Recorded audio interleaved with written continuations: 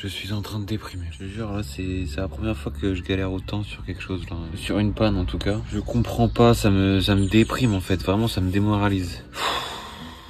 Bon, allez, ça va le faire, ça va le faire.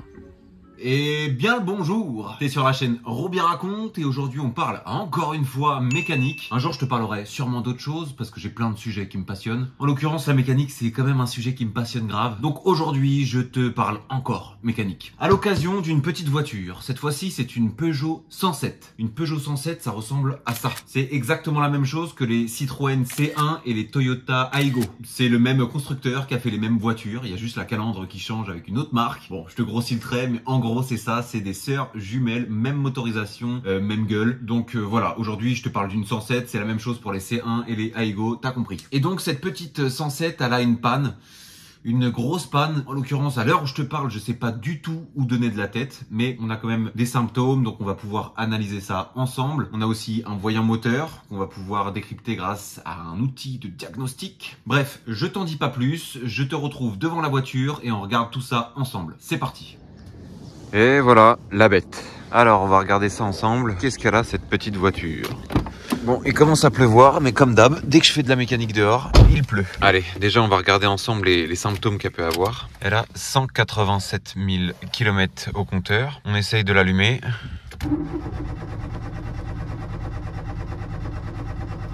Ok, bon, déjà, elle ne démarre pas. On réessaye. Ouais, elle a vraiment du mal.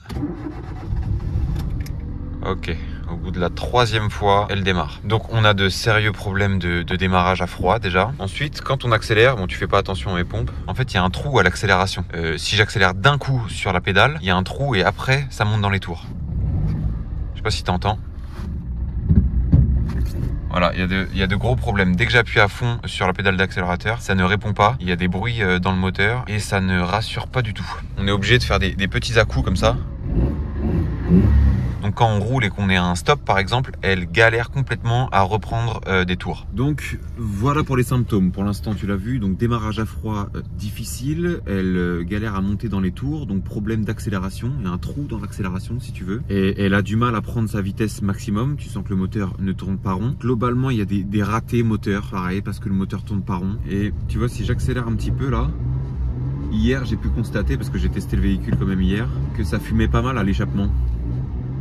Alors pas énormément, mais peut-être que tu vas voir à la vidéo, c'est vraiment pas beaucoup. Donc là on voit pas bien, ça c'est de l'eau, ça me paraît normal. Il y a de la calamine quand même. Et dès que la voiture est chaude, elle commence à fumer un petit peu. Dans tous les cas, ce qui est sûr, c'est que ça sent pas très bon. C'est comme s'il y avait un problème de pollution. Il y a une odeur qui est bizarre. Bon, voilà pour les symptômes. Donc en plus d'un voyant moteur, on a tous ces symptômes là. Donc avec le voyant moteur, moi j'ai une valise de diagnostic. Donc on va pouvoir voir si ça relève un code. Déjà c'est quand même la première chose que je vais faire. Et puis en fonction de ça, on va voir ce qu'il en est. Allez, je sors la valise. Bon, alors moi tu vois, j'ai quand même une super valise. T'es pas obligé d'avoir un truc aussi qualitatif. Moi je me suis fait ce cadeau, mais il existe des valises à 30, 40 euros qui vont faire exactement ce que je vais faire ici, relever un code, tout simplement. Ok, donc je lance le diagnostic. Voilà, ça charge et je te reprends après. Alors là déjà on a une faute dans le calculateur contrôle moteur. On regarde la faute. Hop, code défaut. Ok. Donc on a bien un défaut qui est présent. Le code c'est le P0171. Régulation de richesse, mélange trop pauvre. Alors, donc le P0171, c'est un code somme toute très connu qui, donc comme ça l'indique, régulation de richesse, mélange trop pauvre, indique un mélange trop pauvre de la voiture. Un mélange trop pauvre, qu'est-ce que c'est? Oula, il pleut, je vais commencer à fermer la porte. Un mélange trop pauvre, c'est simplement le dosage stoichiométrique. Je t'en ai déjà parlé dans une autre vidéo, mais en gros pour que la voiture, le moteur fonctionne, il faut un bon dosage d'air et d'essence, qu'on appelle le rapport stoichiométrique. Donc c'est 14,7 grammes d'air pour 1 gramme d'essence. Et quand on dit que c'est trop pauvre, on parle toujours de l'essence. Trop riche ou trop pauvre, on va parler de l'essence. Donc là, mélange trop pauvre, ça veut dire que le mélange air-essence, il est trop pauvre en essence. Donc, ça peut être beaucoup de choses. Généralement, ce P0171, c'est dû à une prise d'air. Si tu veux, si tu as une prise d'air dans ton collecteur d'admission, peut-être que pour l'instant, je te parle un peu chinois, mais on va aller voir le moteur tout à l'heure, dès qu'il va arrêter de pleuvoir. Mais en gros, si tu as une prise d'air qui n'est pas calculée par ton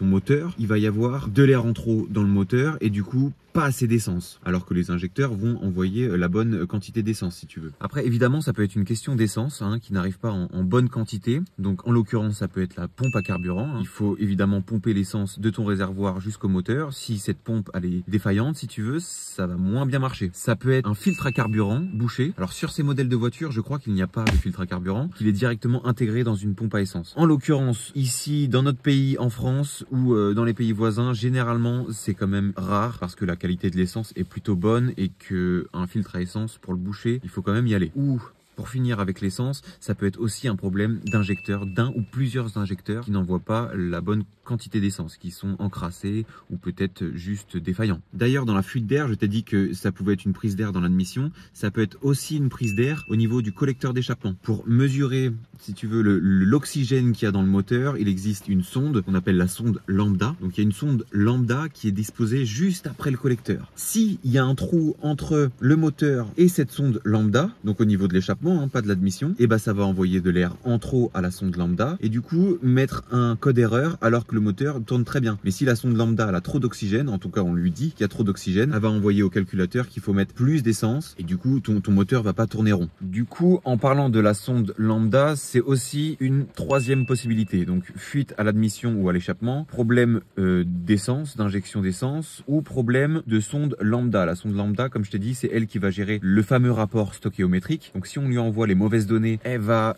faire bugger le moteur. A contrario, si elle-même ne fonctionne pas ou elle fonctionne mal, ça va aussi envoyer de mauvaises informations qui va faire tourner très mal le moteur. Voilà, je crois que j'ai fait le tour à peu près de ce qui me paraît plausible comme panne.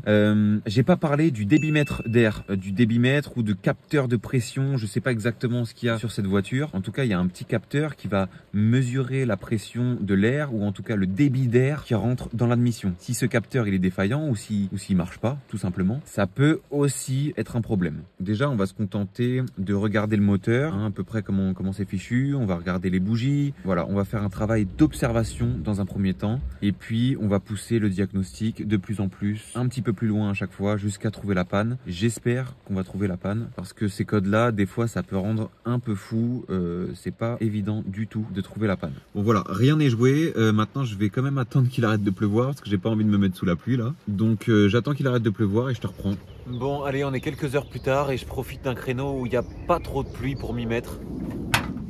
Alors, donc déjà on va regarder un petit peu à quoi ça ressemble. Ici donc ça doit être la boîte à air, on peut retirer. Voilà, le filtre à air, on peut regarder s'il n'est pas bouché ou quoi. Bon, il n'est pas nickel mais ça a l'air d'aller, c'est pas ça qui ferait une panne.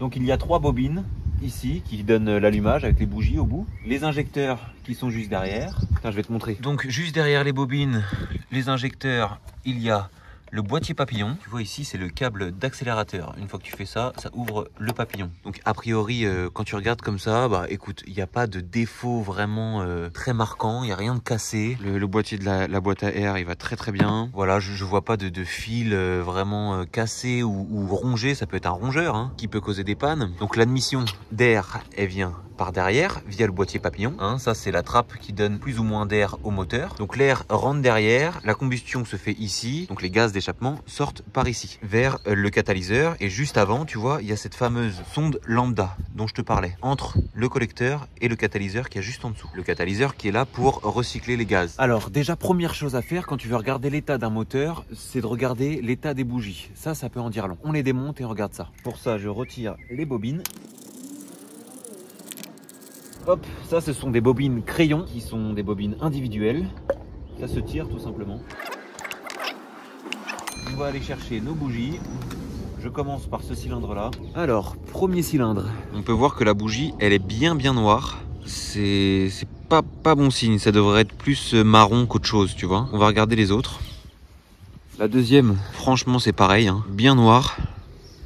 Et ça c'est la troisième, elle est exactement pareille, de la même couleur. Alors, une bougie noire comme ça, c'est bizarre parce que la valise indique un mélange trop pauvre. Or si c'était trop pauvre, ce serait plus blanc, gris. Mais ici c'est tout le contraire, on dirait que c'est un mélange trop riche, comme s'il y avait trop de carburant. Donc c'est assez étonnant. Peut-être un premier indice, je sais pas vraiment. Mais que les 3 bougies soient noires comme ça peut être un indice pour quelque chose. Je sais pas exactement quoi, mais pour l'instant je me dis qu'il y a a priori trop d'essence, malgré l'indication de la valise ou du code. Bizarre.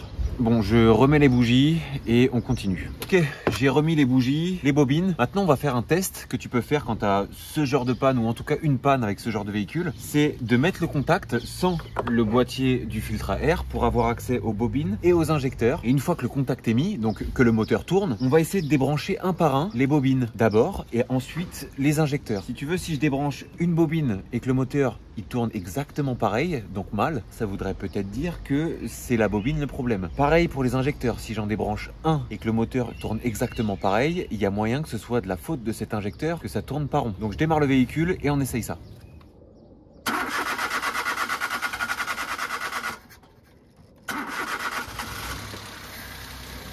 Ok, ça tourne, j'essaye. Première bobine. Là, le moteur, elle est calée. Donc, c'est pas cette bobine qui a un problème. Je vais rebrancher directement. Deuxième. Pareil, le moteur ne tourne pas bien. On rebranche. Troisième. A priori, c'est pas l'allumage qui déconne. Maintenant, je vais essayer de faire pareil avec les câbles des injecteurs juste ici. Allez, premier injecteur. Ça tourne pas rond du tout, donc c'est pas le premier injecteur qui est en cause. Le deuxième non plus, je débranche le troisième. Ça ne tourne pas rond du tout quand je le débranche, donc c'est pas les injecteurs a priori. Ici, ça n'a pas filmé, mais j'essaye de retirer le capteur MAP. C'est ce capteur, le capteur de pression d'air, qui est situé sur l'admission d'air.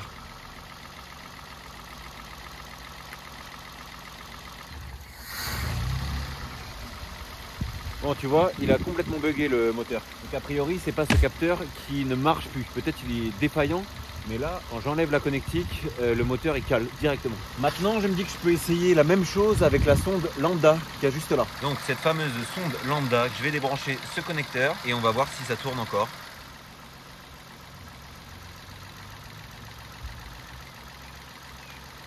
Bon là, a priori, il se passe rien. Ouais, a priori, il se passe pas grand chose. J'ai l'impression que le moteur a les mêmes ratés. Donc c'est possible que ça vienne de la sonde lambda. On va essayer de faire plus de tests.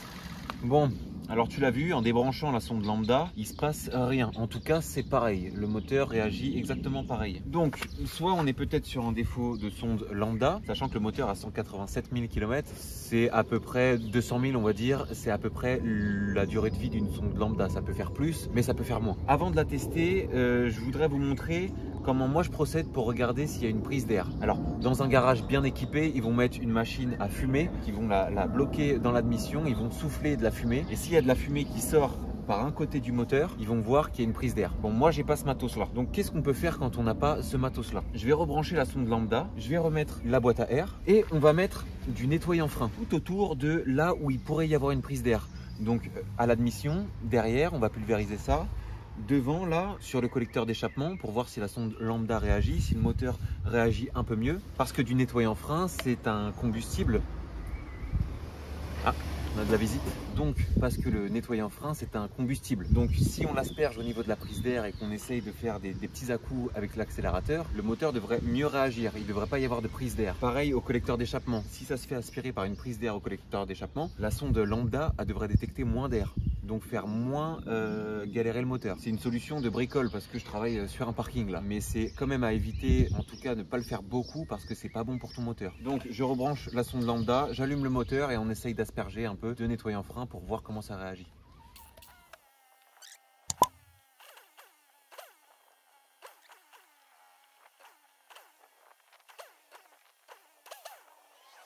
Bon, a priori, le test n'est pas concluant.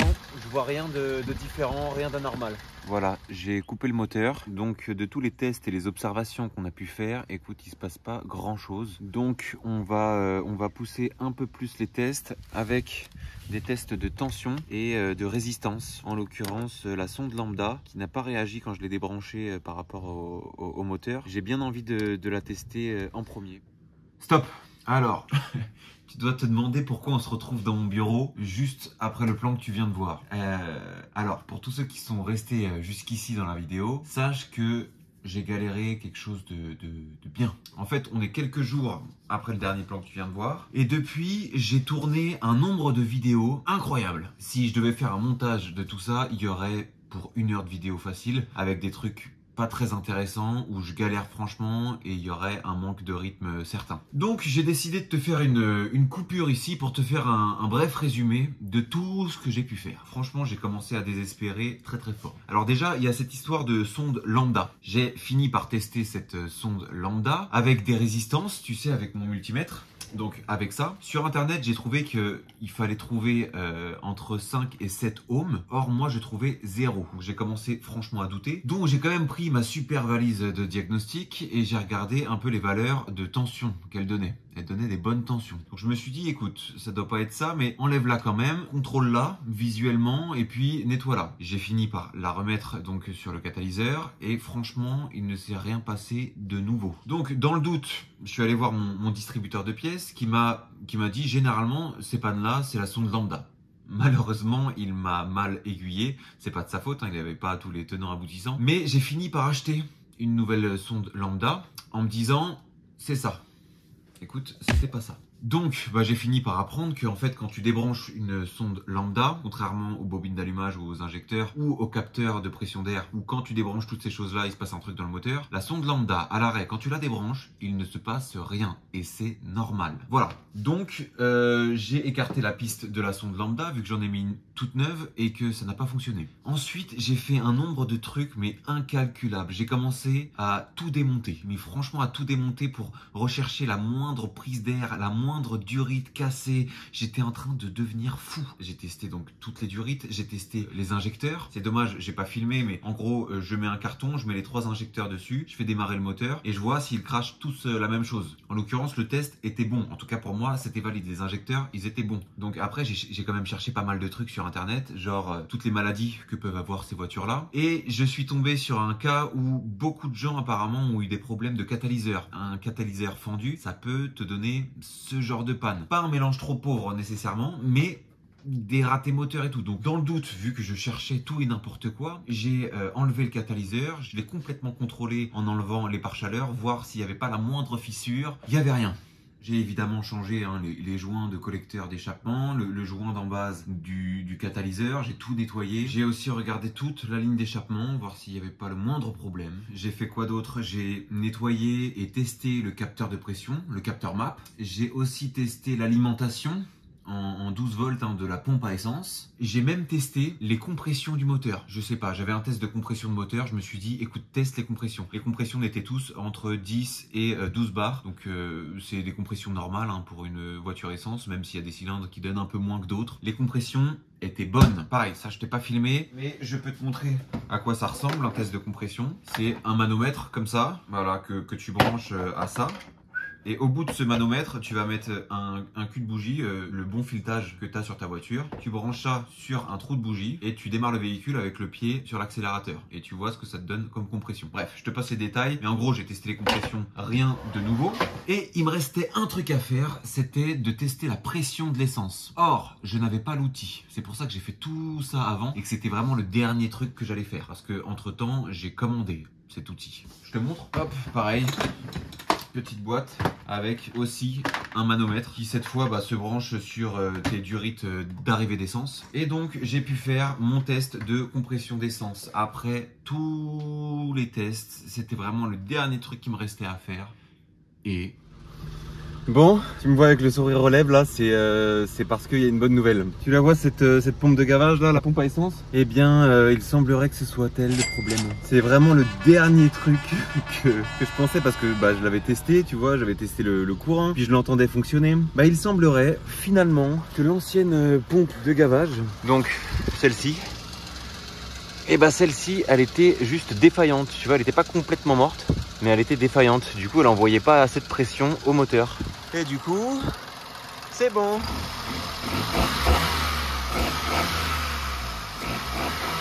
Du coup, comme je te l'ai dit, c'est vraiment le dernier test que j'ai fait. Je crois que j'ai tout testé. J'ai pas filmé, mais si tu veux, j'ai fait tellement de trucs que j'y croyais plus. Et j'ai trouvé donc une pression de carburant qui n'était pas assez haute. J'étais entre 2 bars, 2 bars 5. Sur cette voiture, on doit être à 3 bars 5, 4 bars quoi. En tout cas, minimum 3 bars 5. Donc, je l'ai tenté, je suis allé acheter une pompe à essence. C'est la première fois que j'avais une panne comme ça. D'ailleurs, c'est la première fois que j'utilisais mon manomètre. Mais voilà, force est de constater que c'était une très bonne piste. Donc super content.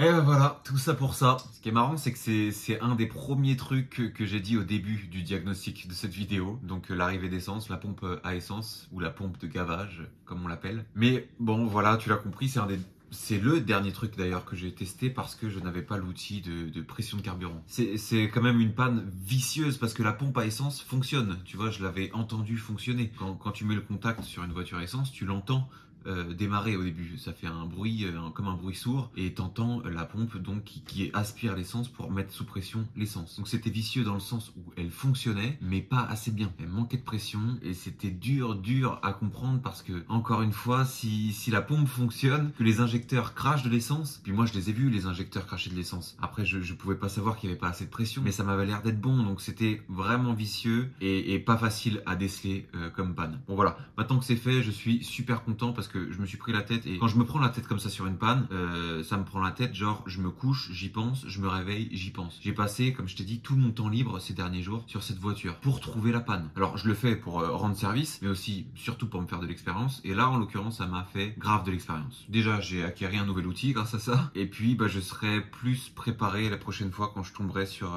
une panne comme ça, ou en tout cas sur ce fameux code P0171 qui m'a hanté ces derniers jours. Mais voilà, je devrais être un peu plus prêt la prochaine fois. Sinon, il restait quand même au début de la vidéo, je sais pas si tu te souviens, je te montrais les bougies qui étaient noires et qui me faisaient supposer qu'il y avait trop d'essence. C'est pour ça aussi que je pensais que c'était la sonde lambda qui donnait la mauvaise information, parce que je me suis dit, le moteur m'indique un mélange trop pauvre, les bougies ont l'air d'avoir trop d'essence, je comprenais pas. Pour moi, c'était la sonde qui buguait. Mais avec un peu de recul, je me rends compte que c'est sûrement un défaut de consommation d'huile. Je pense que le moteur consomme un peu d'huile parce que, en regardant la jauge, le niveau était assez bas. Donc c'est possible, vous me direz ce que vous en pensez s'il y a des connaisseurs, c'est possible qu'il y ait une consommation d'huile et que du coup ça noircit vachement les bougies. Surtout que apparemment sur les 107 C1 et Aygo Toyota là, c'est un truc assez courant de consommer de l'huile, surtout quand le moteur a plus de 180 000, 200 000 km. Donc à mon avis, cette histoire de bougie qui a complètement quand même faussé mon diagnostic, pas que, mais bon,